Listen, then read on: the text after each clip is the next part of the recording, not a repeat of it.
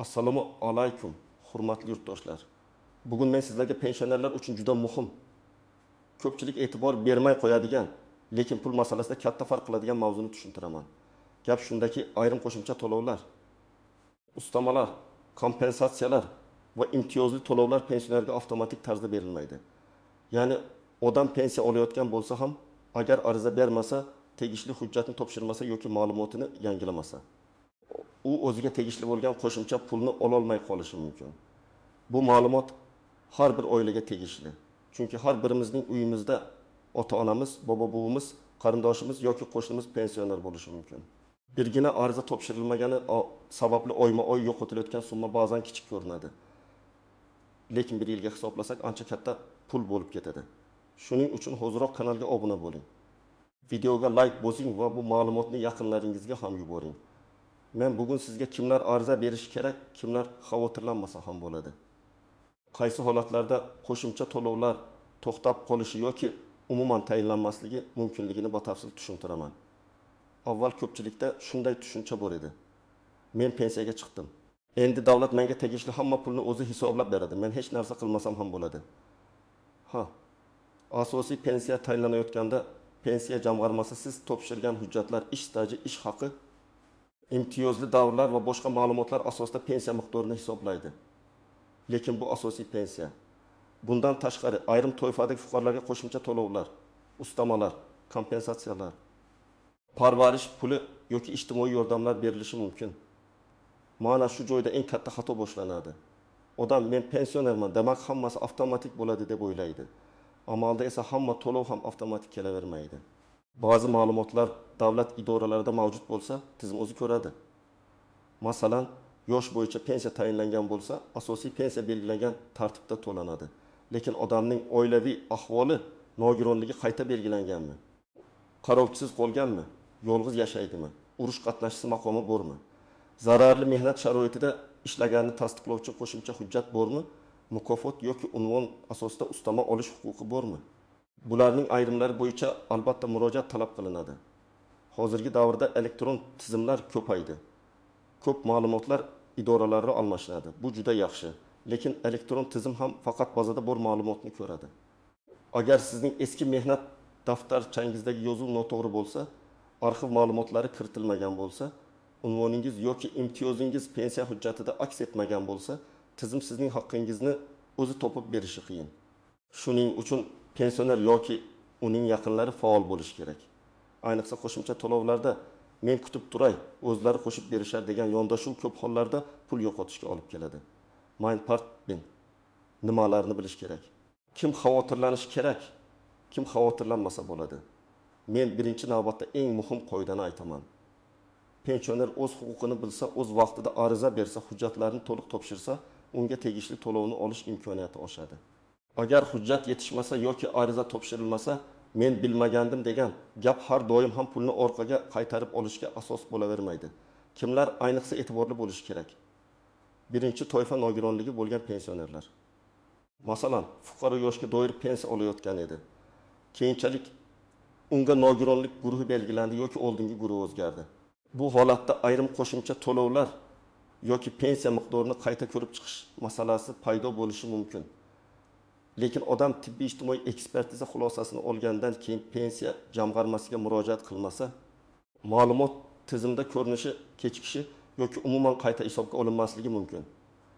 Misol uchun, 68 yoshli otaxon oddiy yoshga doir pensiya olib yuribdi. Keyin sog'lig'i yomonlashib, unga nogironlik guruhi belgilanadi. Oila baribir pensiya olyapti-ku deb o'ylaydi. Ammo ayrim hollarda yangi maqom pensiya hisobiga ta'sir qilishi mumkin. Agarlar bir necha oy kechiksa, shu oylar davomida olishi mumkin bo'lgan qo'shimcha pulni o'z vaqtida ola olmaydi. Ikkinchi toifa, yolg'iz yashovchi yoki qarovga muhtoj pensionerlar. Bu juda nozik masala.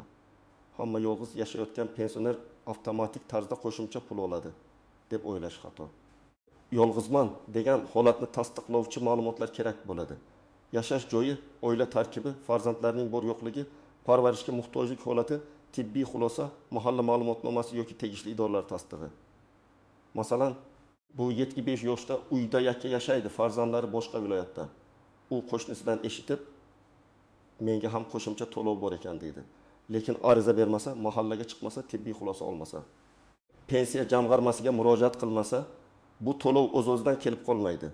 Uchinchi toifa mehnat staji yoki ish haqi bo'yicha hujjatlari to'liq kiritilmagan pensionerlar. Ko'p odam pensiyaga chiqqanda shoshilinch hujjat topshiradi. Keyin arxivdan qo'shimcha ma'lumot topiladi.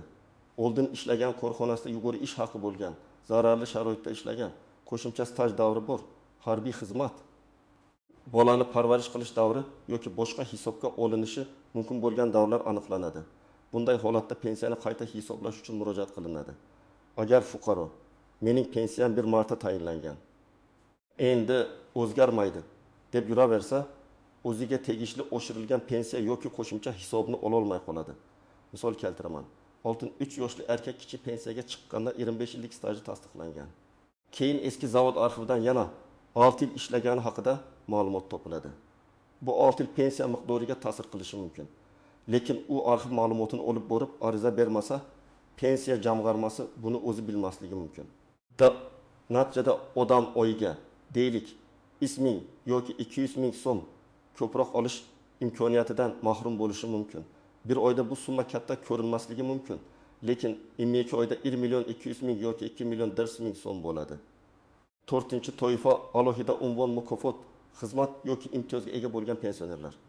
Ayrim fuqarolar davlat mukofotlari, faxriy unvonlar, maxsus maqomlar yoki qonunchilikda belgilangan boshqa asoslar bo'yicha ustama olish huquqiga ega bo'lishi mumkin. Lekin bunida tasdiqlovchi hujjat topshirilmasa, ustama tayinlanmaydi. Masalan, odam ko'p yil sohada xizmat qilgan, faxriy yo'llik yoki unvonga ega, lekin qaysi hujjat haqiqatan ham pensiyaga ustama berishga asos bo'lishini hamma bilmaydi. Har bir yo'llik yoki tashakkurnoma ustama bermaydi. Shuning uchun hujjatni olib borib mutaxassisga ko'rsatish kerak. 5-toifa bo'g'uvchisini yo'qotgan oilalar va marhum pensionerning yaqinlari. Ayrim hollarda marhumning pensiyasi, dafn puli, olinmay qolgan pensiya summasi yoki boquvchisini yo'qotganligi bo'yicha to'lovlar masalasi paydo bo'ladi. Bu to'lovlar ham ko'pincha ariza bilan rasmiylashtiriladi. Masalan, pensioner vafot etdi, lekin uning oxirgi oy pensiyasi olinmay qoldi. Yaqinlari endi bo'ldi, bu pul kuyib ketdi deb o'ylashi mumkin. Aslida qonunchilikda belgilangan tartibda merosxo'rlar yoki birga yashagan oila a'zolari murojaat qilib ayrim summalarni olish imkoniyatiga ega bo'lishi mumkin. Lekin muddat, hujjat va tartibga amal qilish shart. Kimlar xavotirlanmasa bo'ladi. Agar siz faqat asosiy yoshga doir pensiyani olayotgan bo'lsangiz, hujjatlaringiz to'liq bo'lsa, oxirgi paytda maqomingiz, sog'lig'ingiz, oilaviy holatingiz, yashash joyingiz, stajingiz yoki imtiyozli hujjatlaringizda o'zgarish bo'lmagan bo'lsa, har oy pensiyangiz muntazam tushayotgan bo'lsa, vahimaga tushish shart emas. Lekin baribir men har bir pensionerga yiliga kamida bir marta o'z pensiya hujjatlarini tekshirtirishni maslahat beraman. Chunki qonunchilik o'zgaradi, yangi imkoniyatlar paydo bo'ladi, ayrim to'lovlar qayta ko'rib chiqiladi. Eng birinchi nozik jihat, ariza berish sanasi juda muhim. Ko'p to'lovlarda pul aynan murojaat qilingan kundan yoki tegishli hujjat taqdim etilgan sanadan boshlab hisoblanadi. Odam huquqi borligini bir yil oldin bilmagan bo'lsa, keyin kelib menga bir yil oldingidan bering desa, har doim ham to'liq qaytarib berilmaydi. Ayrim hollarda orqaga hisoblash muddati cheklangan bo'ladi. Ayrim hollarda esa umuman murojaat sanasidan belgilanadi. Shuning uchun kechiktirish eng katta zarar. Ikkinchi nozik jihat, og'zaki gap yetarli emas. Mahalladagi xodim aytdi, tanishim aytdi, telefon qilib so'radim degan gaplar huquqni kafolatlamaydi. Har doim yozma ariza. Ro'yxatdan o'tgan murojaat, qabul qilingan hujjatlar nusxasi muhim. Agar siz pensiya jamg'armasiga borsangiz, arizangiz qabul qilinganini tasdiqlovchi belgi, raqam yoki kvitansiyani so'rang. Agar MyBoyka.uz orqali murojaat qilsangiz, elektron ariza raqamini saqlab qo'ying. Keyin nizo chiqsa yoki hujjat kelmagan deyilsa, sizda dalil bo'ladi. Uchinchi nozik jihat, hamma qo'shimcha to'lov bir-biri bilan qo'shilib ketavermaydi. Ba'zan odam bir nechta asos bo'yicha to'lov olishni xohlaydi. Masalan, nogironligi bor, yolg'iz yashaydi, yana alohida maqomga ega. Qonunchilikda ayrim to'lovlar bir vaqtda berilishi mumkin. Ayrimlari esa tanlov asosli yoki eng yuqorisi saqlangan holda belgilanadi. Shuning uchun qo'shnim 3 ta ustama olyapti, men ham olaman deb xulosa qilish noto'g'ri. Har bir odamning hujjati, maqomi va holati alohida ko'riladi. 4-nozik jihat, yashash joyi va ro'yxat masalasi. Pensioner aslida bir joyda yashaydi, lekin doimiy ro'yxati boshqa joyda bo'lishi mumkin.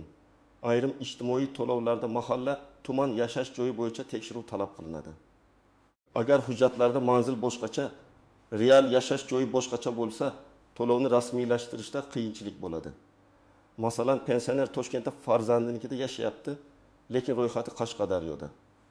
U yolg'iz yashovchi sifatida yoki ijtimoiy yordam bo'yicha murojaat qilmoqchi. Bunday holatda qaysi hudud orqali murojaat qilish, qaysi mahalla ma'lumot beradi, qaysi idora tekshiradi?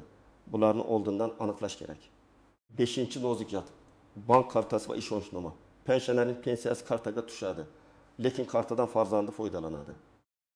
Ba'zan pensioner qo'shimcha to'lov tayinlanmaganini o'zi bilmaydi. Shuning uchun men farzandlarga ham aytaman, ota-onangizning pensiya puliga qarayotganda faqat kartaga tushgan summani ko'rish bilan cheklanmang. Pensiya miqdori nimadan iborat? Qaysi ustamalar bor, qaysilar yo'q, oxirgi qayta hisob qachon bo'lgan?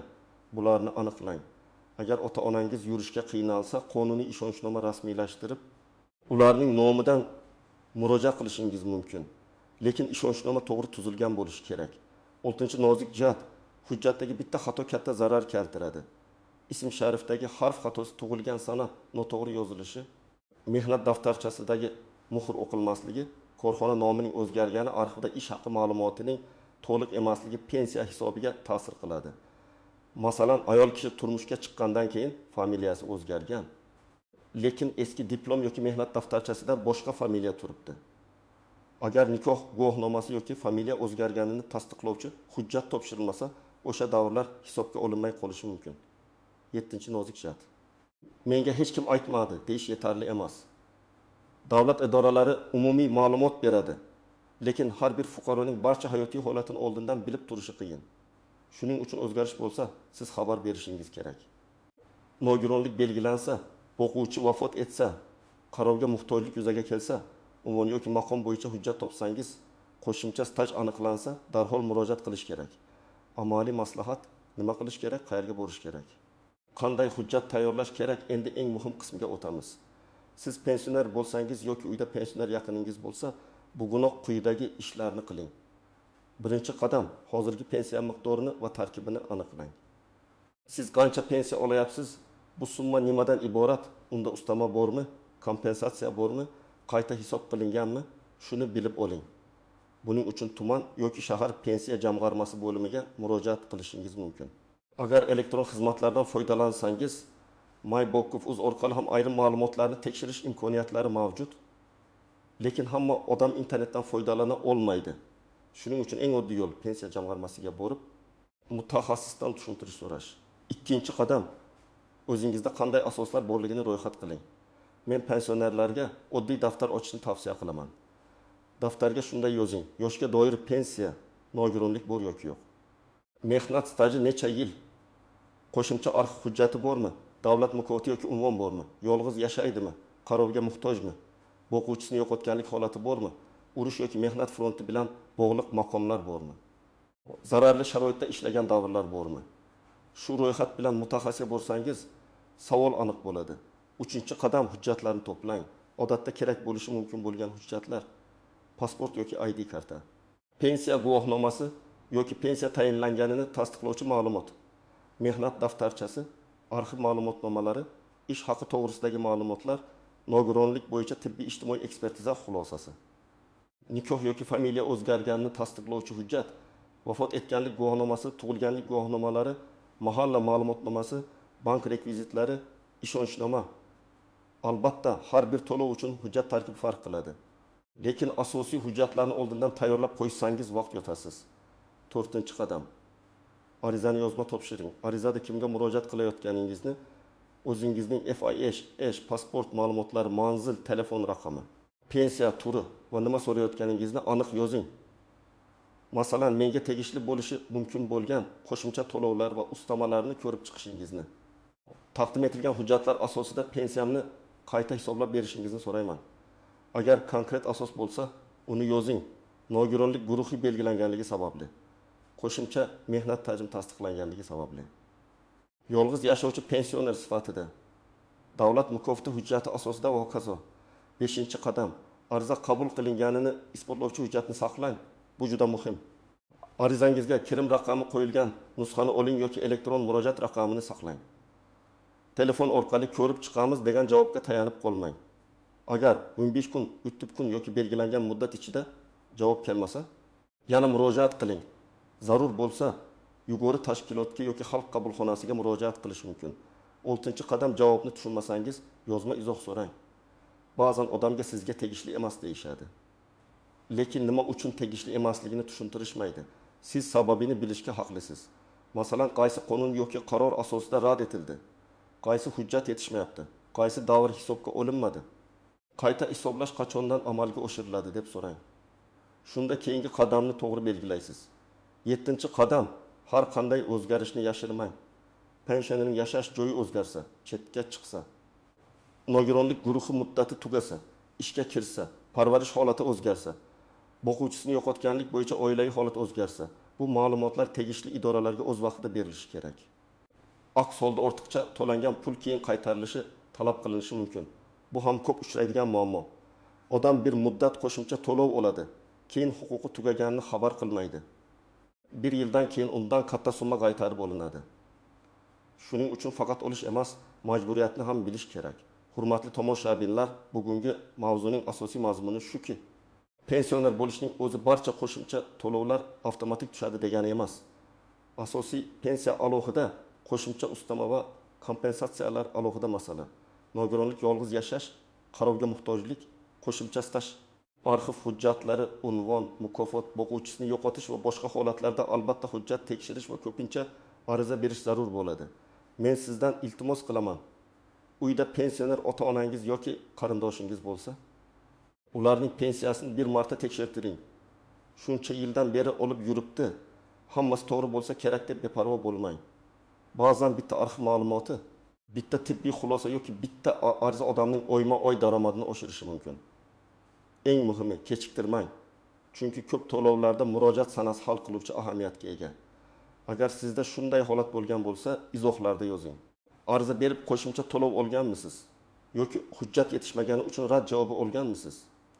Boshqa pensionerlarga ham foydasi tegish uchun tajribangizni bo'lishing. Videoga like bosing.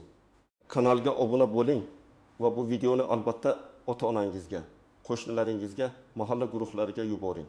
Chunki bu ma'lumot kimningdir haqqi bo'lgan pulini o'z vaqtida olishiga yordam berishi mumkin.